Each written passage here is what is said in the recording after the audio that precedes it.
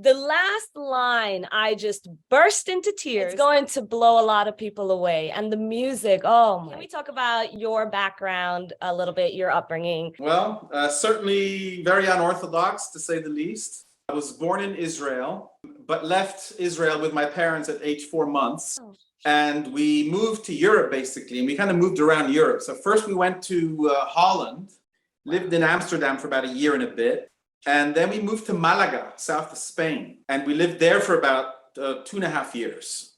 And that was my first contact with flamenco and the Spanish language. And of course, I learned how to speak Spanish at that age. And then we moved to Germany, lived in Germany for about 6 years, went to school in Germany. But every other year, approximately, we would always go back to Spain, to Granada this time. And Granada became like, our second home away from home. And namely, when I was 7 years old, long story short, I ended up in a cave with some gypsies and my parents disappeared for 2 months and I had the time of my life. Get out of town. Oh yeah, baby. Can I say that's just really metal? Yeah, it's hard metal, baby. So there I am living with this gypsy family, learning how to swear like a sailor and learning all, and listening to their music and and watching their dancing. So this family was this complete flamenco family, right? The older brother played guitar, the younger brother sang, the sister danced. And I'm talking about living in the what they call the Camino del Monte, right? The path of the mountain, which is right across the monumental and one of the 7 wonders of the world, the Alhambra Palace, built between the 9th and the 11th century or so. And so these caves, they're not like, caves like in Afghanistan, where it's just a hole in the mountain. I mean, they're actually very nicely carved. And people live there, and it's beautiful, and you have the most beautiful view right across from the mountain to the Alhambra. So that was my playground as a child. So flamenco, flamenco is not just a style of music, but it's a way of life. And so I was lucky enough to sort of live in that environment and absorb it on such a deep level from such a young age, where it became an inextricable part of my personal identity and artistic identity. And so I'll come back to Granada later. So Granada was like, one of the most important bases I always would come back to. And we're talking 3-4 months vacation in the summer. My parents would take me out a month before school, bring me back a month after school. And it was an anthroposophic school, or a Rudolf Steiner school. And it was, I lived there for 2.5 years, then back to Germany. Went to an American school in Germany, and then by the age of 12, this is all up to the age of 12, by the way. And then we moved to Israel for 3.5 years, lived there, studied, classical guitar, of course, moved back to England, this time Manchester, up north. I went to Cheetham School of Music, where I studied music analysis and guitar and all that stuff. And then I went to the Royal Northern College of Music, and I'm a proud college dropout. I dropped out of the second year, at the middle of the second year. I'm like, I'm done. I get it. And I moved back to Madrid, and I lived with my dad for a bit, and then lived there for 7 years. I had my first family. I was a father at 22 years old. Oh wow! I have twin boys, and now I'm a grandfather. I know. I love it. And then I moved to America at age 26. I came here. I've been here for 30 years. I can't believe it's like, oh my God, what happened? How did, So that's kind of the quick run through. I started playing guitar when I was 8. My father was my first teacher. Prior to that, of course, I was just constantly surrounded and exposed to flamenco. So picking up the guitar was a very natural path to follow. I did a little research on this because I saw a little blurb, and there's like some arguments here about flamenco and the origins of it. And a lot of people do say that the gypsies are the ones where it originated from. Do you have any thoughts on that? So in such an unnuanced world that we live in today, it's hard to sort of engage in those details, right? But I mean, if you want a correct answer, or at least the intent of approximating the truth, as far as we know, then you have to delve a little deeper. Flamenco is, and it's generally agreed upon that flamenco is definitely an art form that is made up of many elements. The gypsy ingredient is undeniable. That goes without saying, although we should say it because some people do try and sort of passive aggressively deny it. So no, obviously the Gypsies have an incredible contribution in terms of their expressive talent, their rhythmic talent, their vocal abilities, and just, you know, their total dedication to pure free-spirited artistic expression. And that counts for a lot. Now let's talk about the substance of flamenco. Well, Andalusian folk dances and folk songs were kind of developing, you know, in the southern part of Spain and Andalusia, drawing in from elements that are Arabic, Sephardic, or Judeo-Spanish, and, you know, court dances, Yes. troubadour music, right? So really the Iberian Peninsula, I mean, even geographically, it's the final stop before the Atlantic. So many cultures passed through there, whether, you know, migration or conquest or whatever, and they all left a certain imprint. And that cultural imprint, you know, kind of accumulated over the centuries and just kind of was boiling in this melting pot, you know. And so officially, you know, the word flamenco came into existence in 1845. So they say, to be used as a term, as an umbrella term to encompass in a more general sense any kind of song and dance that originated in the southern part of Spain. And so, yeah, the gypsy element, what the Gypsies are really known for is their catalytic effect of taking elements and owning them. Ask you, was that like a part of your life? Like, did you feel that religious tension growing up or cultural tension growing up? Yes, absolutely. You know, yeah, you know, these days it's so touchy and delicate to talk about those things because you never know who you're going to offend. But I'm just going to say it like it is. You know, I wasn't brought up very religiously at all. You know, my parents were bohemian. You know, they were wanderers and artists, and, you know, so. But the Jewish identity was always there on some level. Sometimes more, sometimes less, sometimes not at all, you know. But in terms of experiencing, you know, anti-Semitism, yes, you know, and in Spain, you know, now things are, thank God, you know, have progressed in a much healthier direction. And now you have so many Spaniards, you know, actually proud of their Jewish heritage. Whereas 30 years ago, when I used to live in Spain, and when I would tell them I'm Jewish, they would kind of look behind me and see if they can see a tail, you know. I mean, I'm not kidding. I mean, there were some very, you know, and I'm just talking about ordinary people who otherwise would be very, you know, they're nice, they're decent, they're cool. But there's this general, you know, the cloud of the Inquisition and the anti-Semitism, it was still pretty prevalent when I was living in Spain, you know. And, you know, and of course, I personally killed Jesus, you know, and so I was accused of. And, you know, and so, yeah, there was definitely, I would feel the brunt of this, you know, cultural gap and ignorance regarding, you know, but that was, again, 30 and 35 years ago. But now, of course, thank God, you know, things have opened up and people have, the Spaniards have in recent years really dug deeper into their history, and they're, you know, proud, and they claim the Jewish contribution to their culture, which is part of their culture. And they even did DNA testing, and you know, I think it's like 20% of the Spanish population has, you know, Sephardic blood, and the Gypsies even more. Oh, wow. Even more. So there's a very interesting relationship between the Jews and the Gypsies in Spain specifically, but not only in Spain, actually, also in Eastern Europe. But, you know, we're talking about Spain. So I feel like you're touching upon this this idea of, you know, we are all the same in a sense, and we're all a part of each other. And, you know, when I see the scene where the judge had to think about his upbringing, and Rachel and Mariano, you know, when they get together, you know, this is how it happens.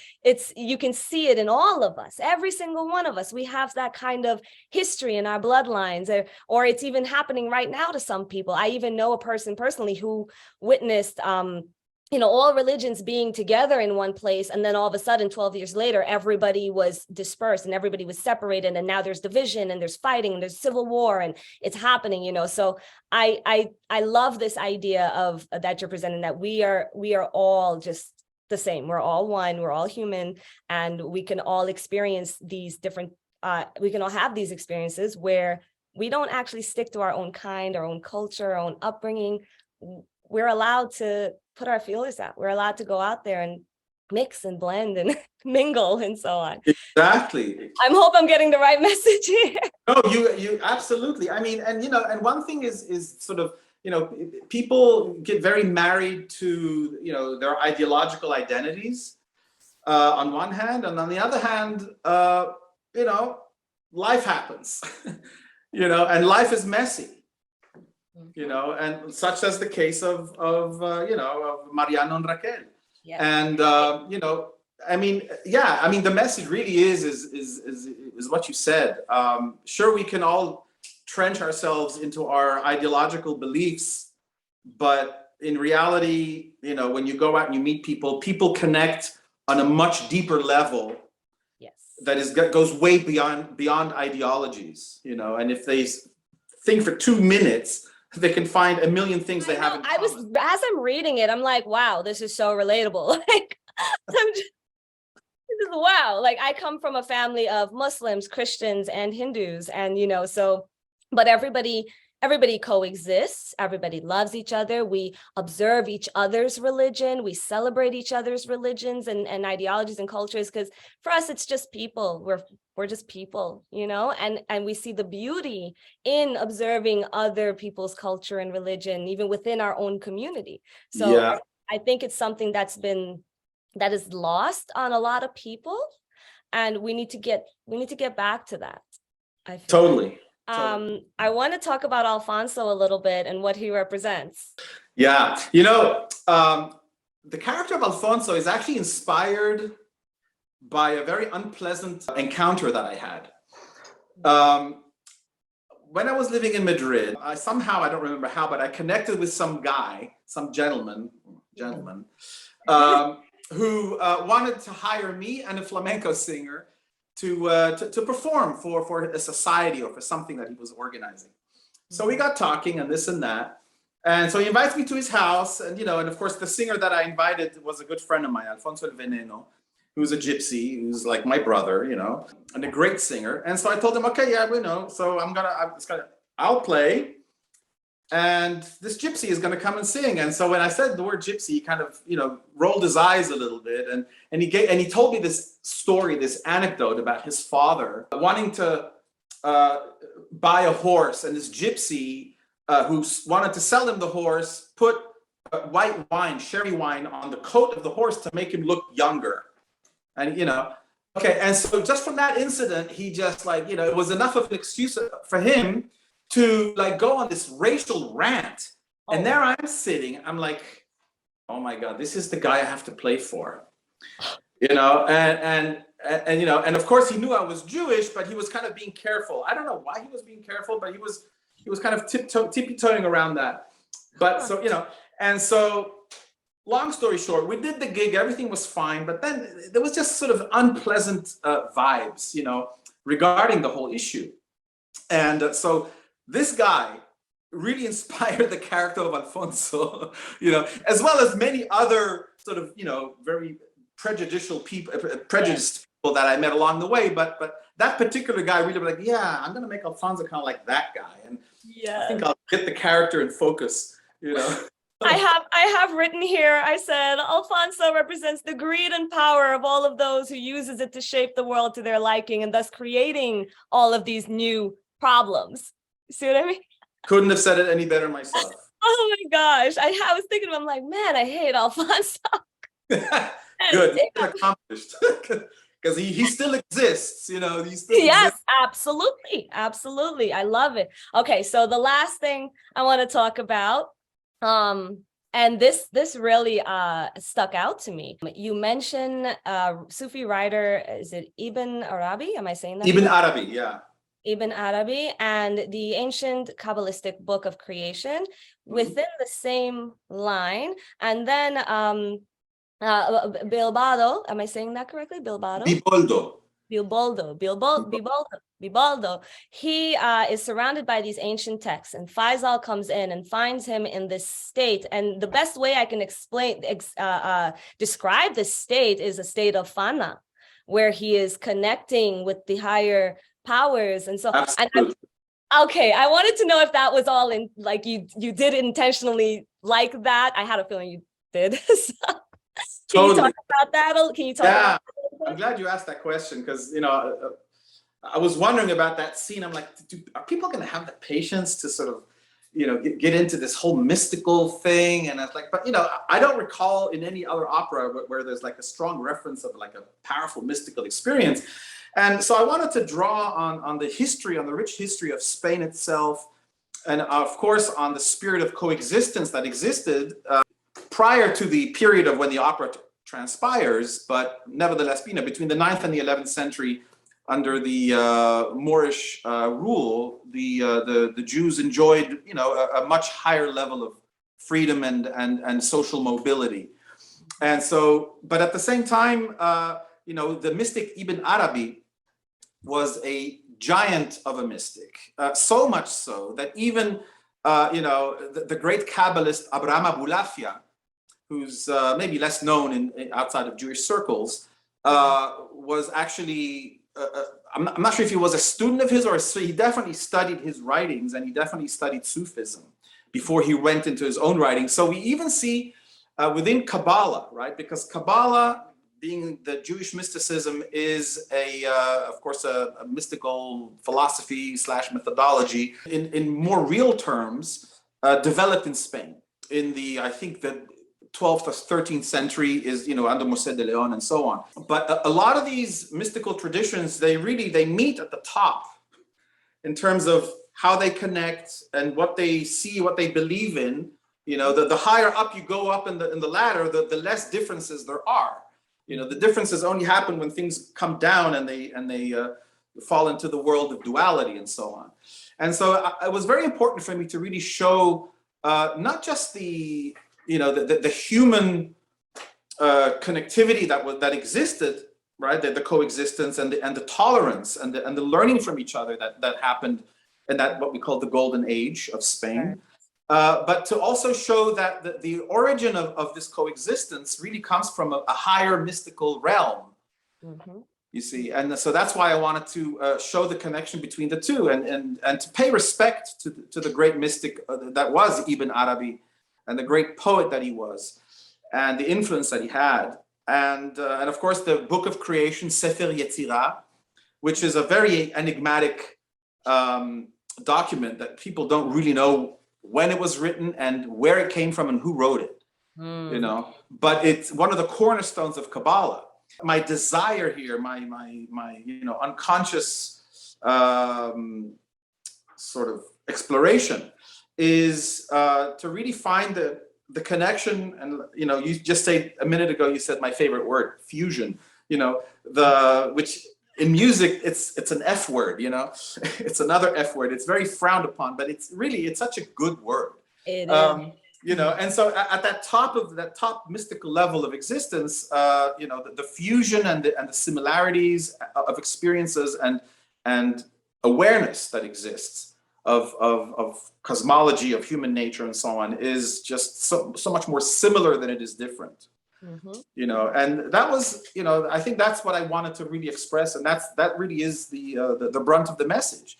And as you know, Angela, of course, it would be really stupid to make the characters or the religions very black and white. These are the good guys, these are the bad guys. There's good and bad everywhere. And Angela, who, for those who haven't read the libretto yet, she's the wife of Alfonso, and she's a kind-hearted Christian who loves the gypsies, loves the Jews, and does everything to save them. I was going to say, Angela, she's wishing for that golden age to come back. I actually have it written here. She says, "Oh, how I long for the echo of the memory of days, past times when ideas caressed diverse minds. That's so beautiful to me. And I loved her character for it. And I wasn't sure if she was gonna get like in trouble. Angela, she in the end is like the sort of the Jiminy Cricket, you know, the voice of conscience of the overall conscience. And that's why she has the final say, the final aria. You know, I wanted to keep that tradition of that operatic tradition, you know, over till that fat lady sings. But, you know, and but so yeah, she is like the higher consciousness of everyone, you know. And at the very end she says, you know, I will raise him as a good Christian, but I will make sure that he does not forget. I know, I feel like crying myself. Stab me now. And by the way, speaking of, you know, of course I wrote this from all my experiences. You know, when I was in England the first time in the British boarding school, they forced me to go to Christian service. And of course, that really pissed me off. I mean, I was 9 years old, you know, why are you making me do this? And, you know, and of course I was, you know, very reactive at that time. But nevertheless, you know, yeah, I was in a Christian place, and yes, and there were Christians there, and they were very, very nice to me. So it's not like, you know, it's not like, oh, I have this thing, you know. So again, it just, I tried as much as possible without sort of becoming too, you know, lecturing or preachy, to show really the as much nuance as possible, you know, human nuance that is larger than any ideology. I think you did such a beautiful job at getting these messages across. It certainly came across for me. I was completely overwhelmed. I loved it so much. And this interview has not only been an amazing interview, but an amazing education for me as well, because just it hit me so hard. And I get emotional over pieces that I really, really love, but I've never experienced emotion like this. When I read the last two lines, I don't want to curse, but I shit you not, I've never experienced Wow. that. Yes, amazing. I'm so in love with this opera. And can you say something to my audience? Okay, so audience, if you go to see opera, all your senses are going to be fully engaged. The visual, the auditory, the kinetic, and it might seem like an archaic art form, but it has very successfully managed to reinvent itself. And I think the best is yet to come in terms of, you know, keeping all opera relevant. And I think the proof is in this opera. This opera is on one hand very traditional, but at the same time, musically is very diverse. It goes from very modern sounding scenes to very traditional, almost Renaissance sounding scenes. There's pretty much something for everybody there. You know, that's specifically for my opera, but in general, opera, yeah, I mean, right now there's just a beautiful renaissance of opera writing. So yeah, go see opera in any way, shape, or form that you can. Yes, I love it. Thank you so much, Adam. This was wonderful. Thank you, Tasha, so much.